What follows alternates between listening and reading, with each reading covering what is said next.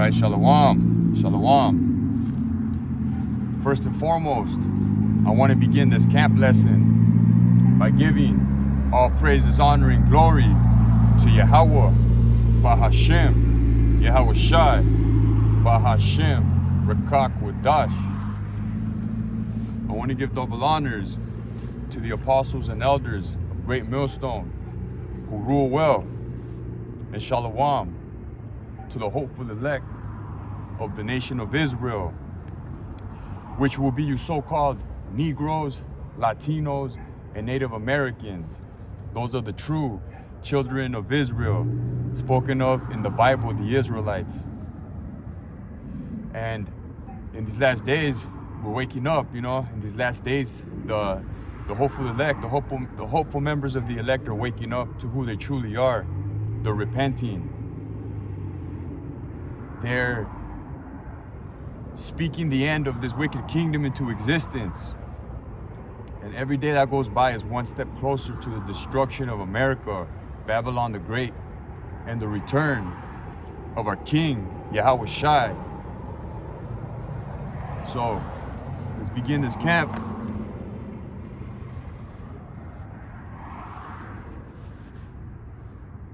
With the book of 1 Peter, chapter 4 and verse 7.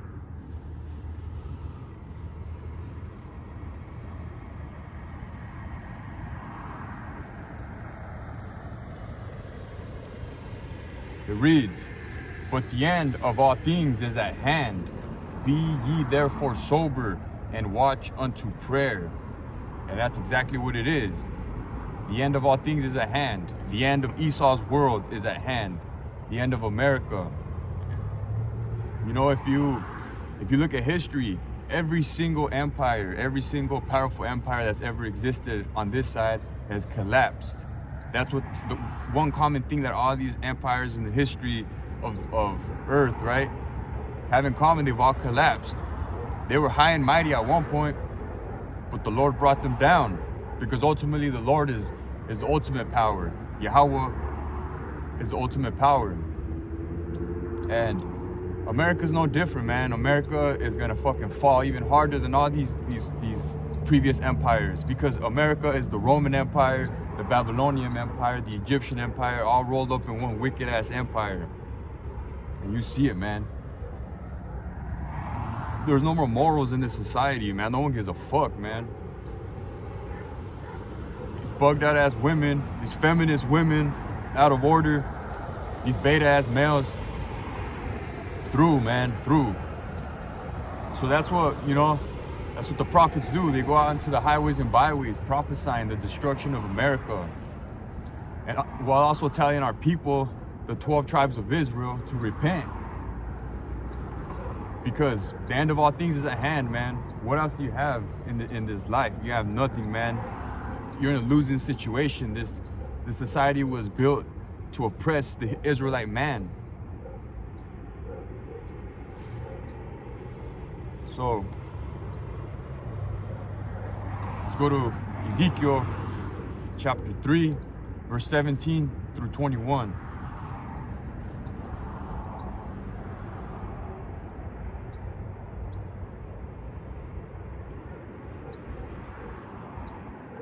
It reads, "Son of man, I have made thee a watchman unto the house of Israel.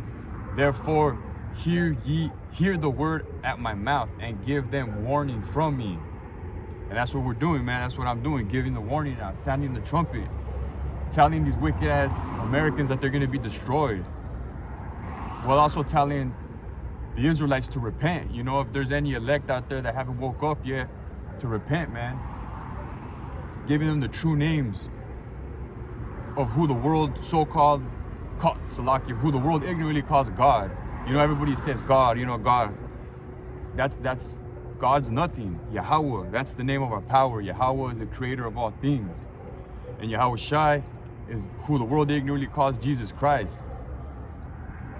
And he ain't no fucking blonde white man. He's a Hebrew Israelite from the tribe of Judah, a so-called black man. That's who the Messiah is. And people can't accept that, man. Our people got Stockholm syndrome. They can never accept the fact that Yahweh Shai is a so-called black man from the tribe of Judah. But they can believe it. They can take heed to this word. They can scoff. I still got to do my due diligence unto the Lord. Offer up my sacrifice and warn these people. So, verse 18. When I say unto the wicked, thou shalt surely die, and thou givest him not warning, nor speakest to warn the wicked from his wicked way, to save his life. The same wicked man shall die in his iniquity, but his blood will I require at thine hand. So yeah, those of us that got this breath of life, those of us that the Lord woke up to this 100% truth, it's our duty, it's our responsibility to go out and prophesy in highways and byways, warn these wicked ass people of their impending doom. And obviously, they're gonna scoff, but we at least got the blood off our hands. We told them what they're gonna do, because the prophets are the mouthpiece of the Lord. So we told them what their end game is, right? What their destiny is. You're gonna be fucking destroyed in America by thermonuclear destruction.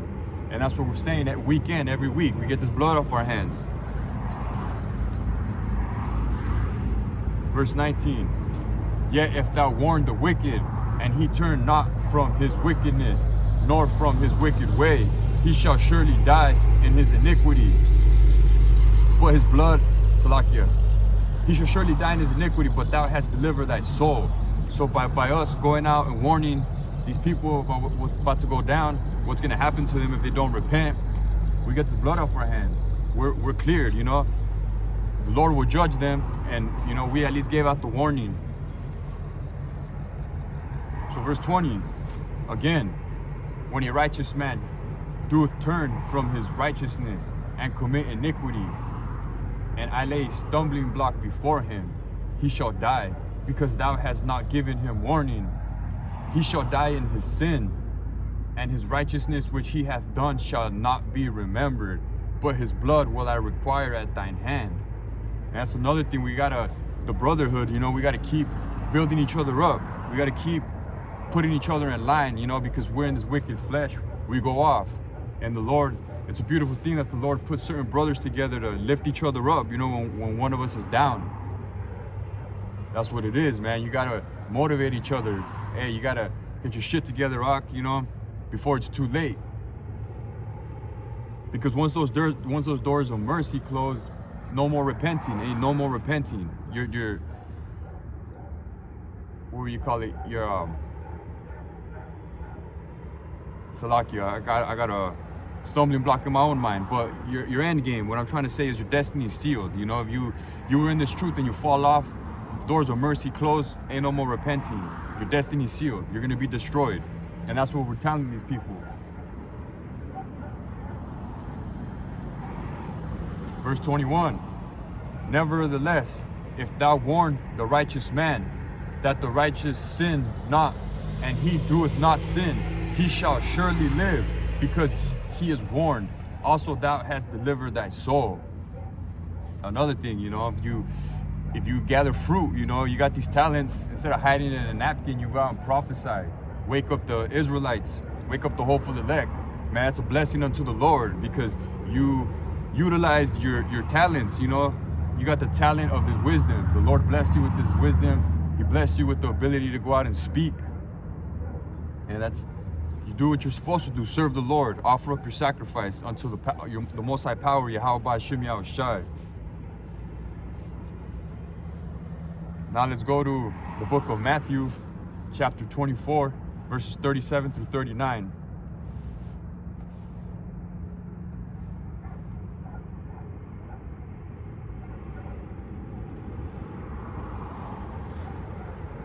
It reads, But as the days of Noah were, so shall also the coming of the Son of Man be.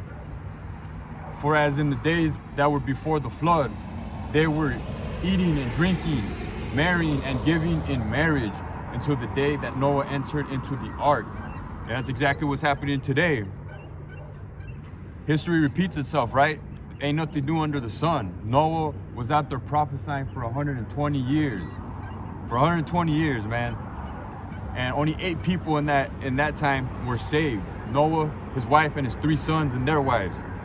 Only 8 people were saved out of the whole world at that time. So what do you think is gonna happen this time around? We're out here prophesying just as Noah did, you know, with our garments on, serving the Lord, confessing his name before this wicked ass kingdom. Ain't no one batting an eye. Ain't no one batting an eye. Out of billions of people, a small remnant is gonna be saved. So that's how it is, you know. These are the words of Yahweh Shai, as in the days of Noah were. Let me read that again. For as in the days that were before the flood, they were eating and drinking, marrying and giving in marriage, until the day that Noah entered into the ark, and knew not until the flood came and took them all away. So shall also the coming of the Son of Man be. Yeah, man, so our people are not gonna take heed to this word until it's too late. You know, once all hell's breaking loose, once these plagues hit them in the face, once these plagues arrive at their front doorstep, that's when they're gonna be like, damn, I remember this man, this prophet that was out speaking these things, and it's happening. It's gonna be too late. Shoulda, coulda, woulda. So like, I'm gonna get some water.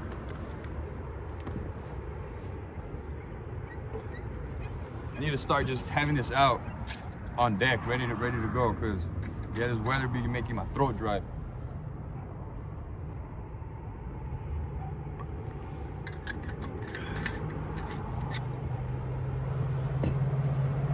So yeah, man,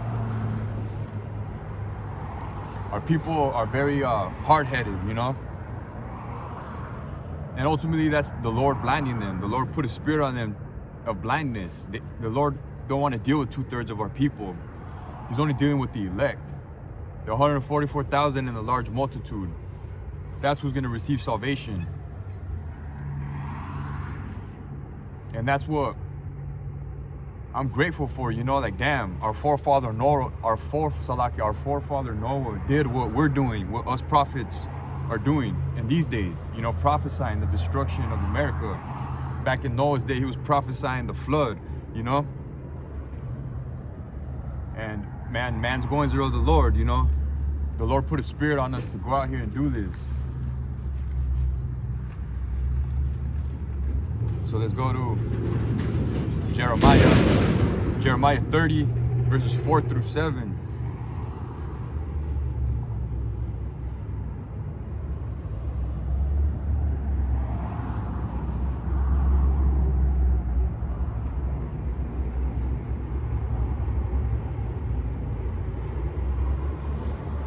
Reads, and these are the words that the Lord Yahweh spake concerning Israel and concerning Judah.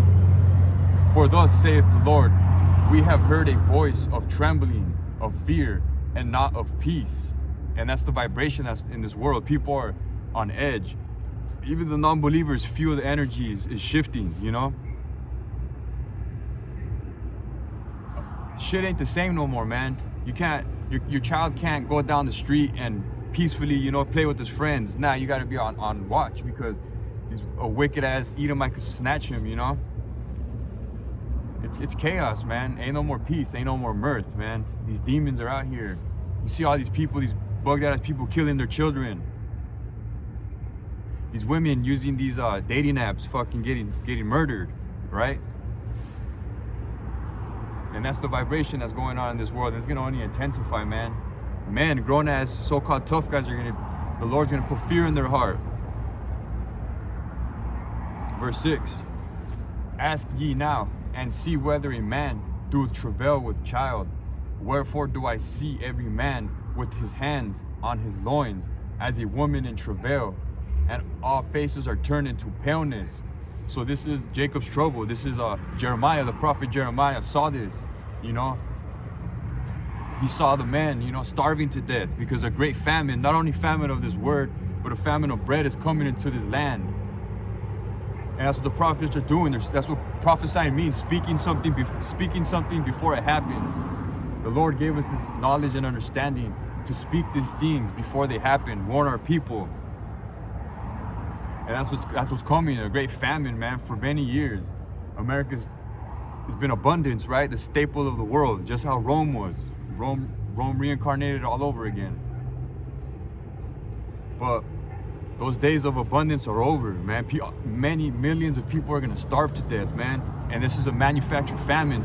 The Lord, through the left-hand side, is using these wicked-ass Edomites, elites. I gotta watch my words, but WEF, if you know what I'm saying, wicked-ass elite organizations are manufacturing these famines. They're closing these family-owned farms, you know. Those days of family-owned farms are over. Nothing but genetically modified food. Our food is bullshit. You know, we eat our bread amongst the Gentiles. Obviously, we have to eat, right? But there's no nutrients in this food anymore. That's where there's all these fucking diseases. And these pharmaceutical companies are making billions of dollars off sick people, you know? Because there is no profit on a healthy person. They got to keep us in sickness. And we see this, you know? We're not ignorant of Satan's devices.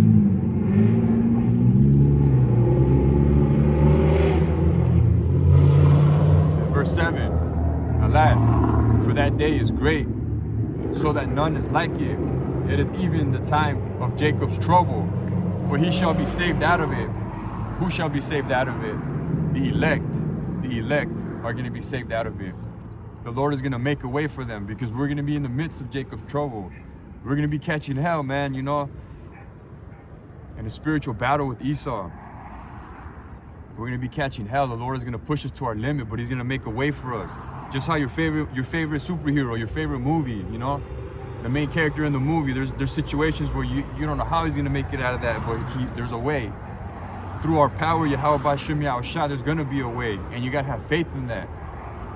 You got to have faith in that. And that's what we do this. That's where we go out and prophesy. Make our bodies a living sacrifice, and hopes for the Lord to cover us in that day, to make a way for us in our household.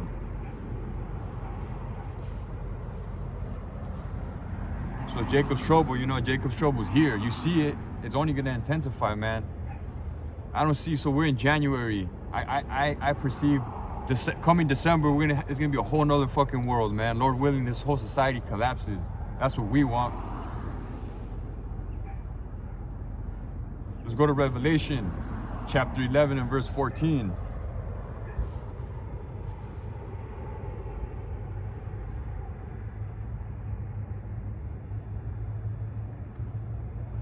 It reads, the second woe is past, and behold, the third woe cometh quickly. See that? That's speaking of World War III. That's prophecy. World War III was prophesied to happen. The first woe, World War I. The second woe, World War II. The third woe, World War III. You know, the Battle of Armageddon. That one's gonna be it hit the nail in the coffin, right? That's where those nuclear missiles are gonna be detonated. Obliterate this place. And we see this, man. People are blinded, man. People, it's in their fucking face. It's in the news. And it just goes in one ear, not the other. Through.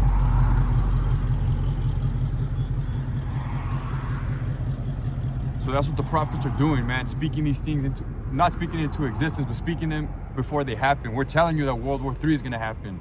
We're telling you that America is going to be destroyed by nuclear missiles.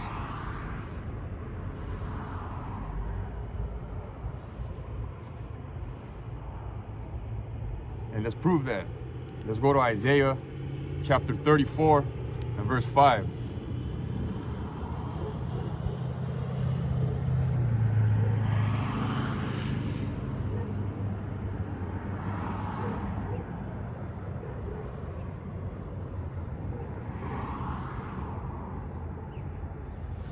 It reads, For my sword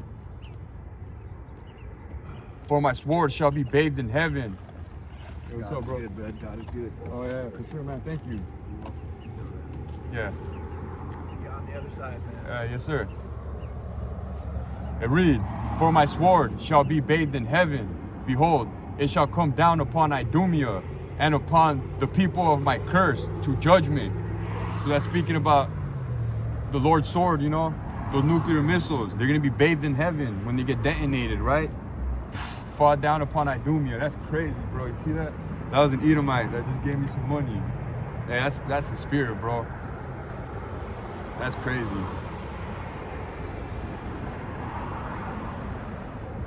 But let's keep it going. Let's go to 2nd Ezra, chapter 16, verse 13 through 18.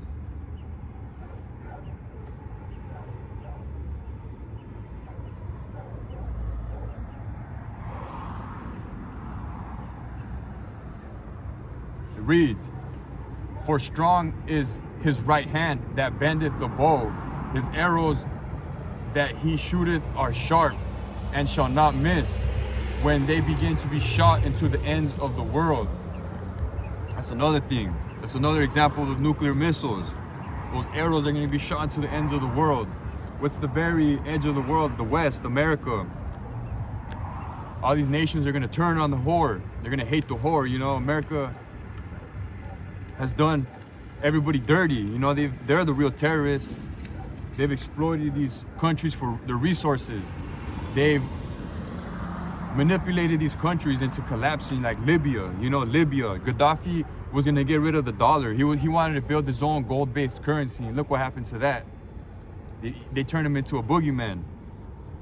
I believe Saddam Hussein in Iraq was going to do the same thing. Get rid of the dollar, if I'm not mistaken. And look what they did to that country. That's what America does.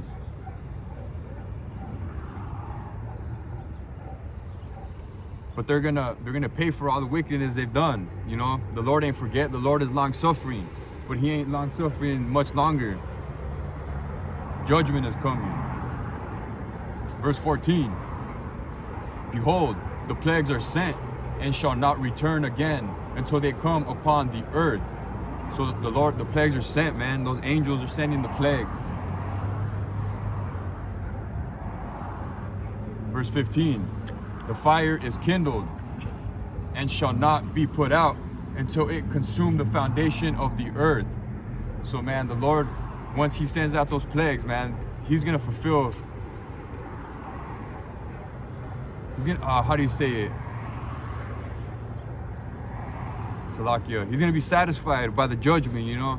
He's gonna be satisfied by the judgment of the wicked, you know? Because the Lord is a just God. Verse 16. "Like as an arrow which is shot of a mighty archer, returneth not backward, even so the plagues that shall be sent upon earth shall not return again." So yeah, once those missiles get shot, they ain't gonna go reverse. They're gonna hit their target, bro. They're gonna hit their target, America, Babylon.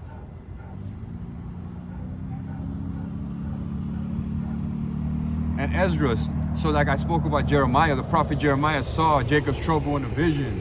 Ezra, the prophet Ezra, saw this go down, and he was shook. And you gotta think, Ezra was a man of the Lord, and he was shook at what he saw.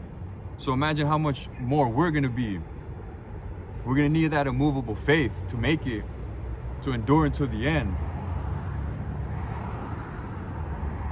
This is what Ezra said: "Woe is me, woe is me. Who will deliver me in those days?" You see that? Because Ezra was on the earth today. Ezra's back on the earth today, living out that vision he saw thousands of years ago. But the Lord is with him, you know? The Lord is going to be with his men. We have nothing to fear. We fear the Lord. Fear the power that can destroy the soul, not a man that bleeds. You know, fuck Esau. A man that bleeds. Have no fear, man. The Lord will come through. Obviously, your faith is gonna be tested. You know, it could be to the fact where Esau points a gun at you, and as soon as he pulls the trigger, you know, the Lord sends one of his angels to divine intervention. We believe in that. We believe in miracles. We truly believe in miracles. And that's that immovable faith. A lot of people don't believe. You know, they claim they believe, but they don't have that blessing. They don't have that faith. And that's a form of spiritual power, that immovable faith.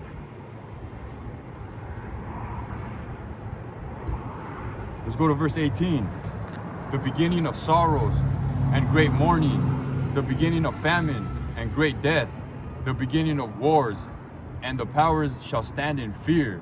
The beginning of evils, what shall I do when these evils shall come? You see that? We're speaking all these things, and that's exactly what's happening all around us. And it's only going to intensify, man. These scoffers, they're going to eat their words, man. The Lord is going to judge them. Wicked ass, even 2/3 of our people, man. And you got to have a very cold spirit, because in that day, 7 women shall take hold of 1 man. A man of the Lord is going to be more precious than fine gold. And you're going to have a cold heart, man. Reject all these people. Fuck y'all. You know? Even your own family. Your own family is, you know, they scoffed. They piled up sin upon sin. Then they're going to come knocking on your door. Man, fuck you. You know? You got to have that cold spirit. Of course, the Lord will give you discernment. You use wisdom and discernment. If someone that comes across if someone that comes, Salakia, I sometimes have trouble finding my words, but nonetheless, if someone comes across your path during Jacob's trouble and the Lord gives you the discernment, like, hey, this is one of my elect, obviously you're gonna have the spirit to look after them. That's how these women, that's how the small remnant of elect women are gonna be. They're gonna be covered by an Israelite man, and the children as well. So that's what you should do. Where was I reading? 18. What shall I do when these evils shall come? Man, have faith and endure, man. And you should have built yourself up before those evils came. Verse 19.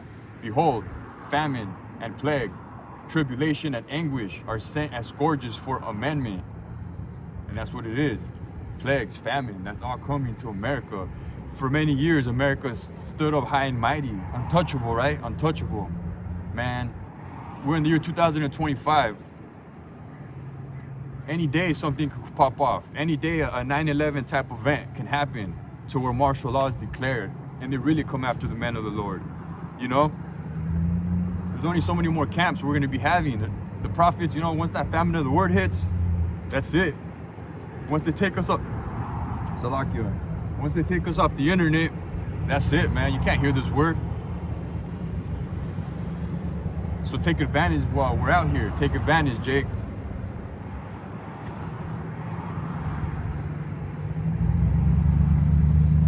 So let's go to Revelation chapter 13, verses 16 through 17. You know this one, but we still got to bring it out.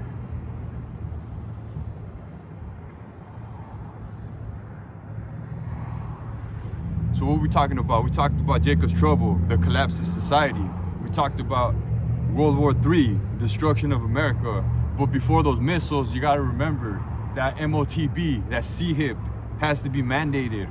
Once this economy gets crashed, you see it right in front of your face. Trump, which is Nero, which is the Emperor Nero, if you could receive it. Who's his right-hand man? Elon Musk, satanic ass fool. What is he all about? He's all about those microchips, Neuralink. You really think, man, they got some shit up their sleeve, you know, and we see it. They're gonna mandate the MOTB before those missiles come. That's the hour of temptation. Let's get it. Revelation 13 and 16. And he causeth all, both small and great, rich and poor, free and bond, to receive a mark in their right hand or in their forehead, and that no man might buy or sell, save he that had the mark, or the name of the beast, or the number of his name. And what's that mark? That's that grain of rice. You know, I gotta watch what I say because they'll take my video down. But that's that grain of rice that they want to implant in your right hand or in your forehead. And you're not gonna be able to participate in this society if you don't take that mark. And whatever you do, Jake, do not take that mark, because if you take that mark, you've written your death certificate. You made a covenant with Esau, the devil. That's what you did by taking that mark.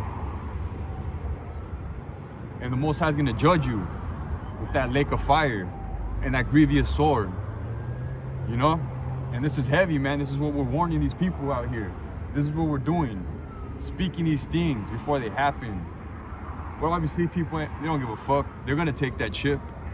Only a small remnant is gonna buck up against the system until death, you know, because some of us are gonna have to be martyrs. And that's cool because, I mean, obviously that's crazy, right? You're about to get your head cut off in this concentration camp, but the Lord is gonna put a spirit on his men, on his elect, to endure. Like, we're gonna be at peace with it. We're gonna be at peace with it and meet Yahushua in the clouds.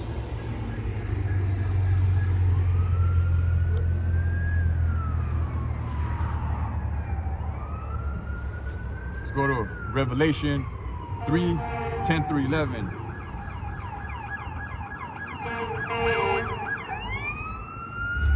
It reads, because that, Salakia, let me wait for that truck to pass by.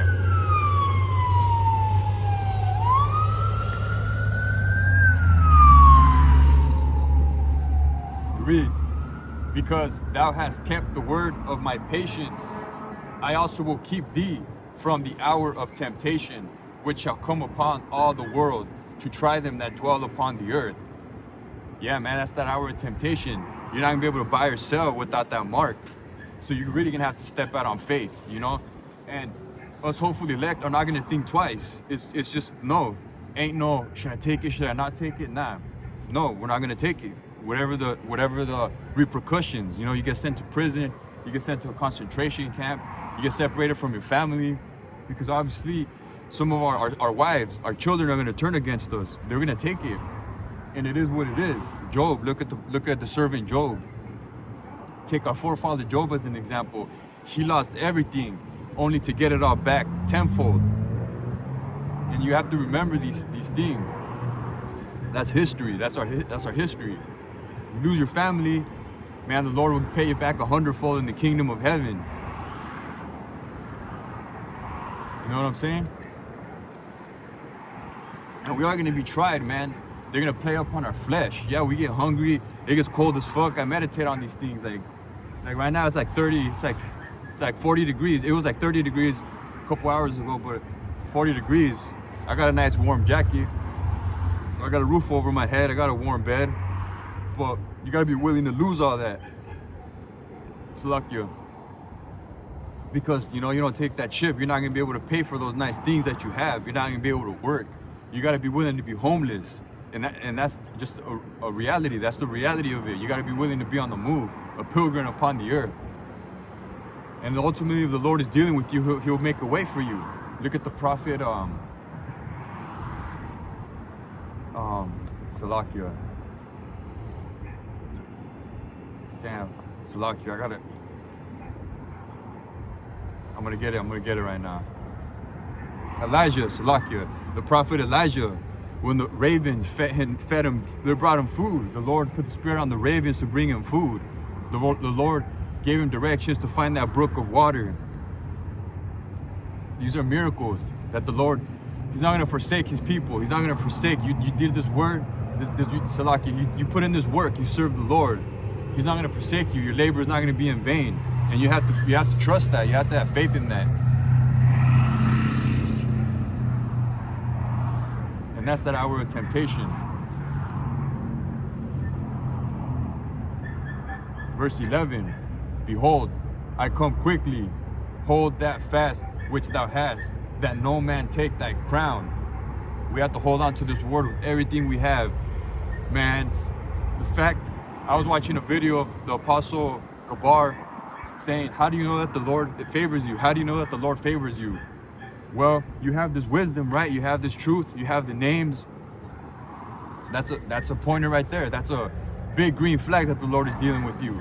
Because a lot of men that were in this truth, they fell out, you know? They went back into the world. And I thank the Lord that hasn't happened. Lord willing, it doesn't happen. Lord willing, I make it to that chariot, to Yahushua's chariot. That's what we want. We store our treasures up in heaven. We don't give a fuck about this place. We don't give a fuck about $1 million. Fuck these grimy ass bitches, you know? Obviously we love women, but you gotta resist that shit.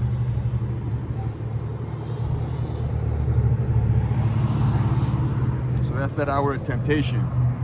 Get ready, Akim. It's just getting started, man.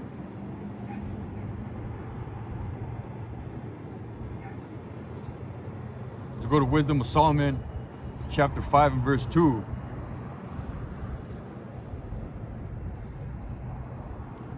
which is in the Apocrypha.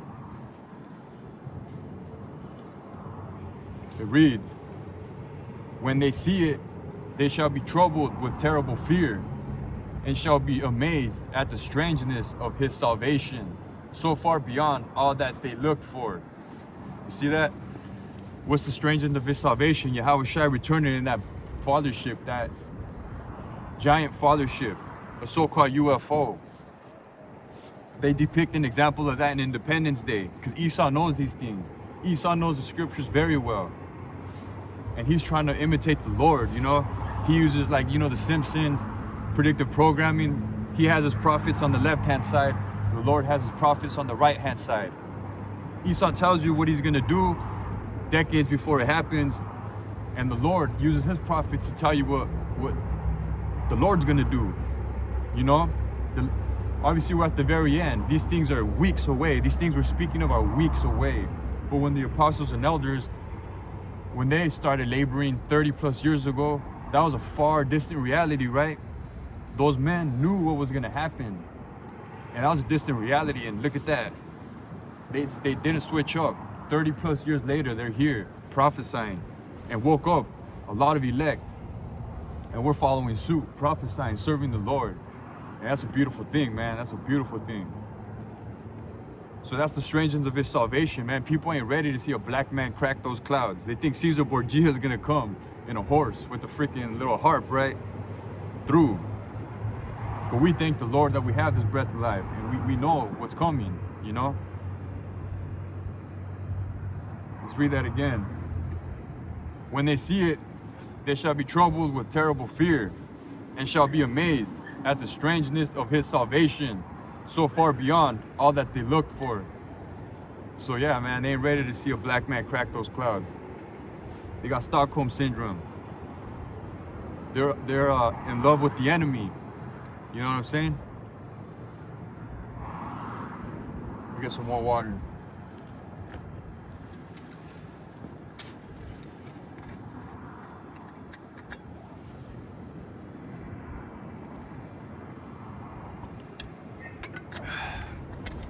The water you have Bashim Al Shai. A lot of people take what they have for granted, man. Easy access to water. What are you gonna do when you're thirsty? You're not gonna take that chip. That's an example, you know.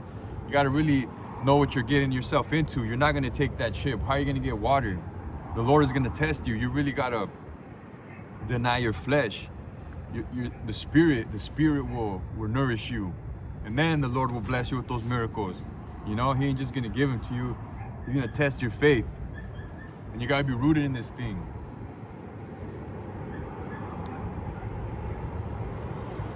So we're speaking of Yahweh Shai coming back in that fathership, cracking those clouds.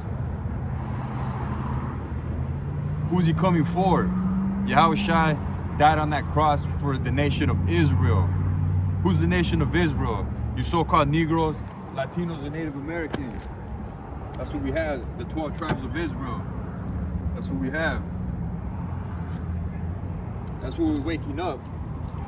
And how do we know we're the Israelites? Those small hats ain't the Israelites, they're frauds. Those small hats in the land today, they're Amalekites. They're Amalekites, they ain't the real people. Why are they so protected? Anti-Semitism, why can't you can disrespect the real Israelites? Negroes, Latinos, Native Americans, you can spit on them, disrespect them all you want, but if you disrespect the small hats, that's fucking the end of the world, right? That's the real enemy. They don't fit the curses. I'm gonna get into that. Let's go to... Well, before I get into that, I had Luke to back up the Yahweh Shai coming back in the so-called UFO. Luke 21, 27, and 28.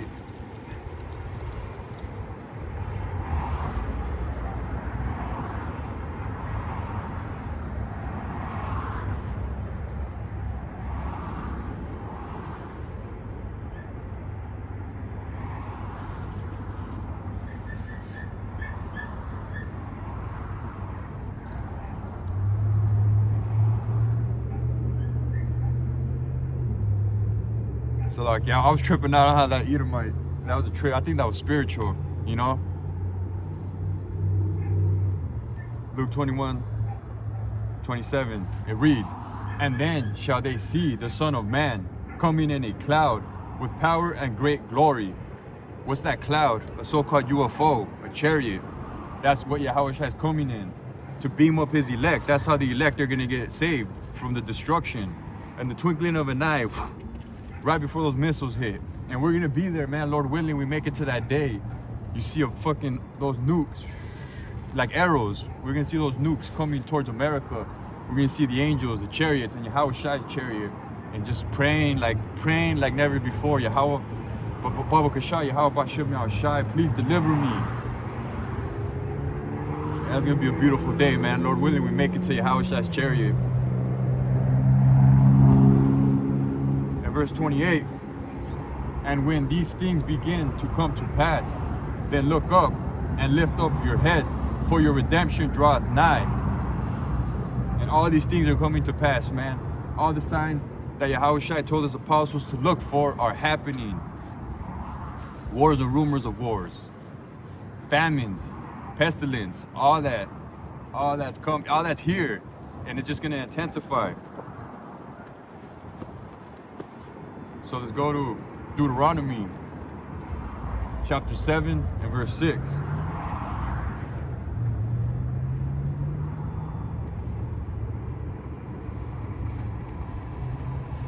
It reads, "For thou art an holy people unto the Lord Yahweh thy God. The Lord thy God hath chosen thee to be a special people unto himself, above all people that are upon the face of the earth." Why doesn't the Catholic Church read that precept? Why doesn't the Christian Church read that precept? What is that precept talking about? Who is that precept talking about? It's talking about the Israelites, the nation of Israel, the 12 tribes, the so-called Negroes, Latinos, and Native Americans. Those are the Lord's chosen people, not those small hats. Not those fucking ugly ass small hats that are in the land at this moment. The Lord ain't dealing with them. And you'll see it soon enough. Soon, weeks away, right? Weeks, months away, you'll see it when the Lord comes back. Who is he gonna beam up? These Edomites, proud ass Edomites, are gonna be looking up at the elect, getting beamed up like, yo, you know what I'm saying? So that's who Yahushua came for, the nation of Israel. No other nation can receive salvation, and that's what we call the hate group, racist, right? We're just speaking facts. We're just speaking facts. Why was Yahushua crucified? Because he was speaking against the Roman customs, Roman lifestyle. They didn't want to hear it. And just how Yahushua was persecuted, spat on, kicked in the face, we have to be willing to walk that path, that straight gate that Yahushua walked. You know, the servant is not greater than the master. Before the Yahushua was exalted, he had to walk that humility, and that's what we have to do. My iPad, I got 5%. Let's get these last couple precepts. Let's get Isaiah 45 and 17.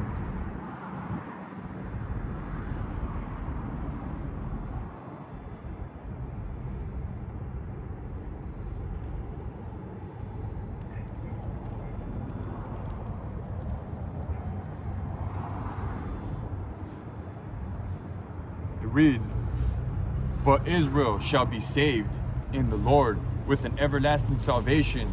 Ye shall not be ashamed nor confounded, world without end." Who shall be saved? Israel shall be saved. No other. It didn't say Edom. It didn't say Moab, Ishmael. It said Israel. And that cuts these Christians. That cuts these Christians that say, you know, Jesus came for everybody. Jesus is love. Man, that's bullshit. Yahushua came for Israel, you know? And that's who's going to be ruling in the next kingdom to come, the Israelites. Ain't no hell. 2/3 of our people ultimately are going to be straight in the kingdom. They have to face the judgment on this side, but they'll be straight. Obviously, they're going to be under the elect, but nonetheless, they're going to be above these heathen. These heathen are going to serve us. Esau is going to serve us. They're going to be our slaves. And that's the reality of it.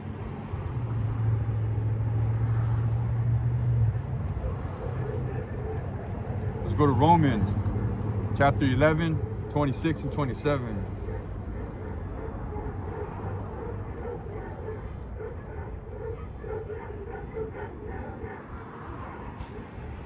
It reads, and so all Israel shall be saved.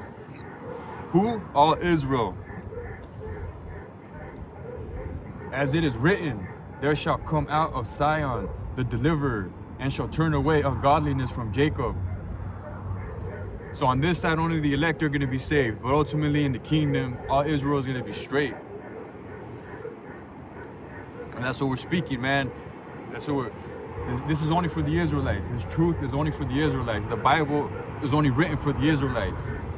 You can have your Quran, you can have your fucking Book of Mormon, you know, through.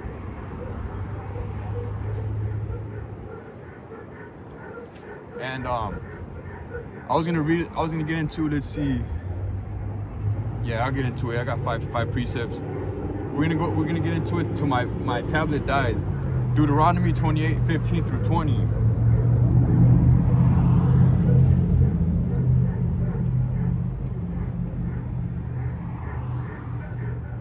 So I'm telling you that Yahushua only came for the Israelites. Salvation is only for the Israelites.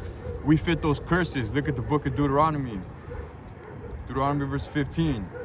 But it shall come to pass, if thou wilt not hearken unto the voice of the Lord thy God, to observe, to do all his commandments and his statutes, which I command thee this day, that all these curses shall come upon thee to overtake thee. Our people are oppressed. Even if you got so-called status in this world, you're a millionaire, you're still oppressed, man. I recently saw like this successful so-called black man from the tribe of Judah. He was being profiled in his own house. You know, this white woman was saying like, you don't belong here. You know, he said, what the fuck you mean? I live here. But that just goes to show you those curses, man. We live in a white world, right? White privilege, right? It's because this is the kingdom of Esau. Verse 16. Cursed thou be in the city, and cursed shalt thou be in the field. Cursed shall be thy basket and thy store. Cursed shall be the fruit of thy body, and the fruit of thy land, the increase of thy kind, and the flocks of thy sheep. Verse 19. Cursed shall thou be when thou comest in, and cursed shall thou be when thou goest out. So as soon as you come out of the womb, you know, the Israelite man is in a losing situation. The society was built to oppress the Israelite man. Look at the prison system. Something like 80% of the incarcerated men are Israelite men. So-called Negroes, Latinos, and Native Americans. Verse 20. The Lord shall send upon thee cursing, vexation, and rebuke, in all that thou settest thine hand unto for to do, until thou be destroyed, and until thou perish quickly, because of the wickedness of thy doings, whereby thou hast forsaken me. So, righteously so. You know, we went off. We deserve those curses. We deserve the punishment that we serve. We were in captivity. You know, we're slaves. We're slaves in this society. But we're at the very end of our captivity. You know, we served our punishment.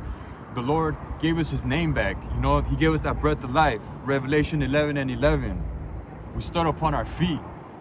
We served our captivity, stood upon our feet, and we're ready to serve the Lord in righteousness.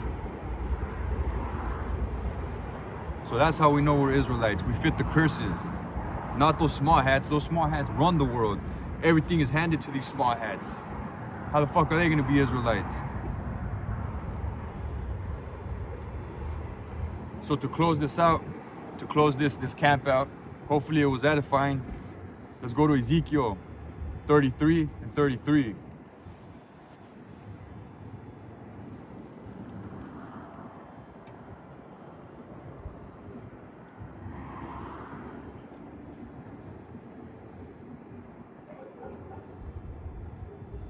It reads, and when this cometh to pass, lo, it will come. Then shall they know that a prophet hath been among them. See that? All these things I told you about, Jacob's trouble, World War III, that charagma, Sihif, the destruction of America, the return of our King Yahushua in a chariot, these things are gonna come to pass. You could scoff, you could laugh. Hey, that doesn't stop prophecy. These things are gonna come to pass. And then they're gonna realize a prophet have been among them. Damn, I should have took heed. I should have listened to that man when I walked across the street and I saw him making fun of him, taking pictures. I should have fucking took heed and listened to him. Now I'm fucked. Hey man, I just thank the Lord. You know, He's giving me the spirit to come out here and prophesy. And Lord willing, He doesn't take the spirit from me, from us. Those of you that are listening, serving the Lord. We're almost out of this bitch. So I hope this camp lesson has been edifying. In closing, I want to give all praises, honor, and glory to Yahweh, Bahashem, Yahushai, Bahashem, Rakak Wadash. Double honors to the apostles and elders of Great Millstone who taught me this 100% truth. And Shalom to the hopeful elect of the nation of Israel. I'm the brother Tazayar, and I'll see you on the next one, Lord willing. Shalom.